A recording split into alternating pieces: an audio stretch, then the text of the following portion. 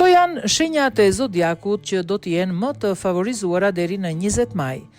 Demi, dielli është në shenjën tuaj duke e sinjalizuar një periudhë fillimesh të reja. Sipas analizës astrologjike, ndikimet të rëndësishme planetare aktivizohen gjatë gjithë muajit duke rikthyer energjinë dhe vrrullin tuaj. Pas një periudhe më intensive dhe të kërkuar tani, po kthehet një ndjenjë kontrolli dhe stabiliteti. Përveç kësaj, largimi i Uranit nga shenja juaj për herë të parë në 7 vjet sjell lehtësim dhe një ndjenjë më të madhe progresi. Binjakët, stabiliteti i periudhës së Demit funksionon në mbështetje të binjakëve, ndërsa Venusi mbetet në shenjën e tyre deri në 18 maj.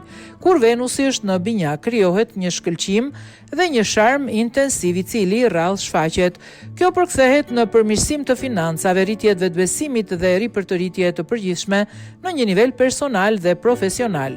Kontaktet shoqërore luajnë një rol vendimtar, pasi njohjet e reja mund të sjellin mundësi dhe prosperitet. Në të njëjtën kohë, Urani fillon një cikël të ri 7 vjeçar në shenjën tuaj duke sjell ndryshime të thella dhe afatgjata.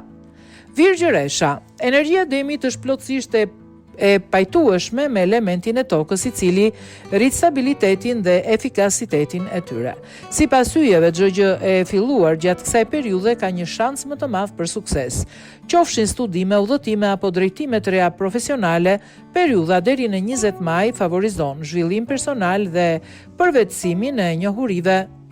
Akrepi, Demi është shenja juaj e kundërt por plotësuese, e cila zakonisht sjell zhvillime intensive.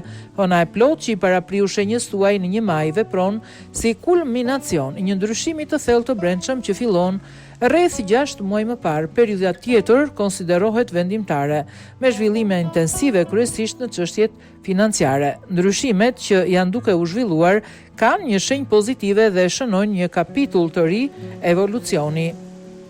Bricjapi. Energjia toksore Demit është veçanërisht mbështetëse për Bricjapin, duke krijuar një mjedis stabiliteti dhe ekuilibri emocional.